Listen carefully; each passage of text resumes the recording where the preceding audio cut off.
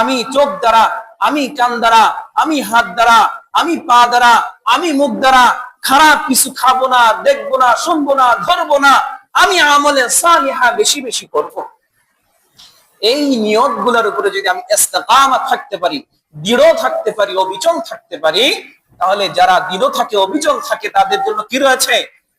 ফেরেশতারা মৃত্যুর সময় ঘোষণা দিবে, তোমাদের ভয় নাই, চিন্তা নাই, কোনো কারণ নাই ভয় এবং চিন্তার, এবং তোমাদের জন্যই রয়েছে কি? আমাদের ইচ্ছার উপরে থাকার জন্য আল্লাহ রাব্বুল আলামিন উৎসাহিত করেছেন, উদ্বুদ্ধ করেছেন, নির্দেশ দিয়েছেন। আল্লাহ রাব্বুল আলামিন কি বলেন? ইন্নাল্লাযীনা ক্বালু রাব্বুনাল্লাহ ثم استقاموا تتنزل عليهم الملائكة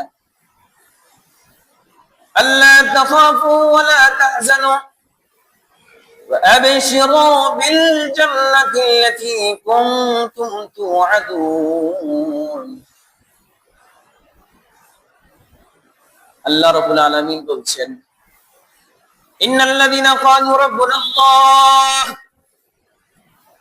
নিশ্চয়ই যারা বলে আমাদের রব, আমাদের প্রতিপালক, আমাদের মালিক আল্লাহ, যারা এই স্বীকারোক্তি দেয়, এই কথা যারা বলে, বিশ্বাস করে আমাদের মালিক, আমাদের মালিক আল্লাহ,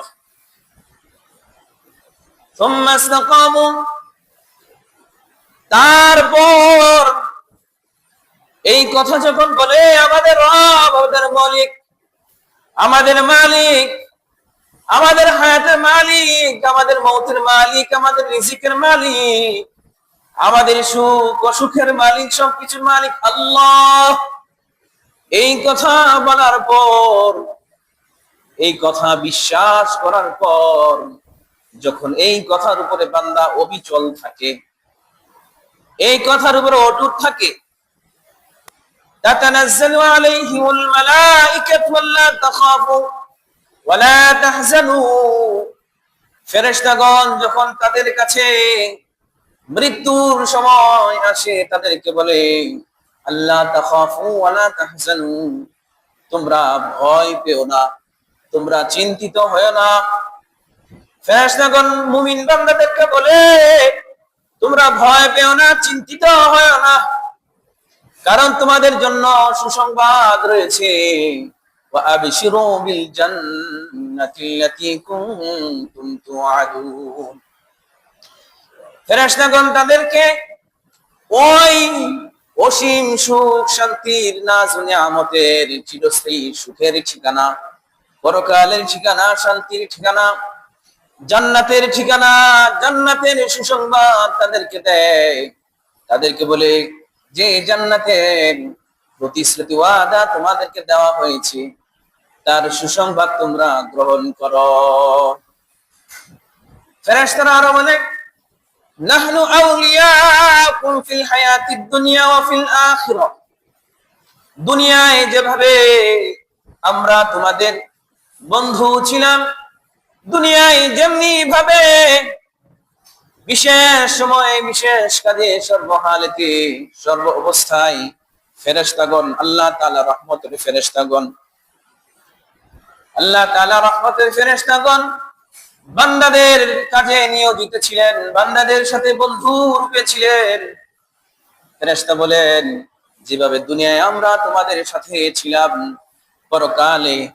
পরকালেও আমরা তোমাদের সাথে থাকবো। ওয়ালাকুম ফিহা মা তাশতাহি আনফুসুকুম ওয়ালাকুম ফিহা মা তাদউন, আর যখন মুমিন বান্দারা মৃত্যুবরণ করবে এবং যে জান্নাতের সুসংবাদ তাদেরকে দেওয়া হয়েছে, সেই জান্নাতে যখন গমন করবে, জান্নাতে যাওয়ার পর তাদেরকে বলা হবে ওয়ালাকুম ফিহা মা তাশতাহি আনফুসুকুম ওয়ালাকুম ফিহা মা তাদউন, তাদেরকে বলা হবে দুনিয়ায় তোমার মন অনেক কিছু চাইতো, অনেক কিছু ইচ্ছা করত, তোমার নফস অনেক কিছু চাইতো, তুমি নফসকে কুরবানি দিয়েছো, নফসের খাহেসাতকে তুমি ত্যাগ দিয়েছো।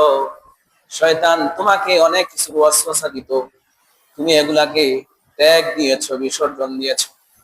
অর্থাৎ দুনিয়ায় তোমার মন যা যা চাইতো তুমি তা করতে পারো নাই।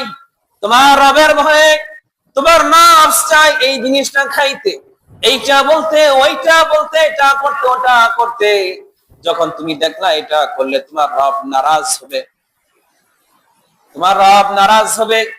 যখন তুমি দেখলা কোরআন ও হাদিসে এটাকে হারাম বলা হয়েছে, তুমি এটা করো নাই, তুমি তোমার নফসের এই চাওয়াটাকে কুরবানি দিয়েছো। জান্নাতে তাদেরকে বলা হবে আজ কোনো বাধা বিপত্তি নাই, এই জান্নাতের মধ্যে তোমার যা মন চাইবে, যা মন চাইবে, যা তুমি তালাশ করবা, যা তোমার ধরতে ইচ্ছা করবে, যা তোমার দেখতে ইচ্ছা করবে, যা তোমার শুনতে ইচ্ছা করবে, অর্থাৎ যা তোমার খাইতে ইচ্ছা করবে, মন যা চাইবে, এখানে কোনো বাধা বিপত্তি নাই, যা চাইবা তা সাথে সাথে পাইবা। সুবহানাল্লাহ। এই জন্য প্রিয় ভাইরা আমার, আল্লাহ রাব্বুল আলামিন আমাকে আপনাকে আমাদের তাকদীরের উপরে যে ফয়সালা করে রেখেছেন, রবের উপরে, রবের সেই ফয়সালার উপরে সন্তুষ্ট থাকতে হবে। গত জুমায় এটার উপরে আলোচনা হচ্ছিল, রবের ফয়সালার উপরে সন্তুষ্ট থাকা এবং এটাকে মানা, এটাকে মেনে নিয়ে জীবন যাপন করা, এটার মধ্যেই শান্তি, এটার মধ্যেই বারাকা, এটার মধ্যেই উভয় জাহানের সফলতা। আর যদি নিজের নফস, নিজের মন যা চায় তাই করি, হতে পারে সাময়িক ভাবে আমার দৃষ্টিতে, আমার জ্ঞানে মনে হবে সেটা ভালো, কিন্তু দিন শেষে, দিন বেলায় সেটাই আমার ধ্বংসের কারণ হয়ে দাঁড়াবে। বহু পরিবার, বহু যুবক যুবতী এই কারণে ছেলে, এই ছেলে ছাড়া আমার জীবন চলবে না, এই মেয়ে ছাড়া আমার জীবন চলবে না, বহু যুবক যুবতীর সংসার জীবন ধ্বংস হয়েছে কিনা বলেন আপনারা? আল্লাহর ফয়সালাই ফয়সালা, আল্লাহর ফয়সালাই চূড়ান্ত এবং সেটার মধ্যেই কল্যাণ। এর বাহিরে যদি আমরা কিছু চাই, সেটার মধ্যে কল্যাণ নাই, সেটার মধ্যে শান্তি নাই।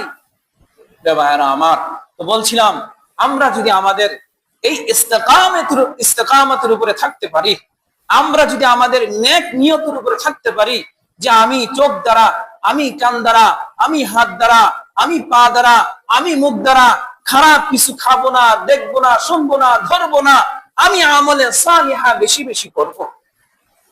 এই নিয়ত গুলোর উপরে যদি আমি ইস্তেকামত থাকতে পারি, দৃঢ় থাকতে পারি, অবিচল থাকতে পারি, তাহলে যারা দৃঢ় থাকে, অবিচল থাকে, তাদের জন্য কি রয়েছে? ফেরেশতারা মৃত্যুর সবাই ঘোষণা দিবে তোমাদের ভয় নাই, চিন্তা নাই, কোনো কারণ নাই ভয় এবং চিন্তার, এবং তোমাদের জন্যই রয়েছে কি? জান্নাত। সুবহানাল্লাহ।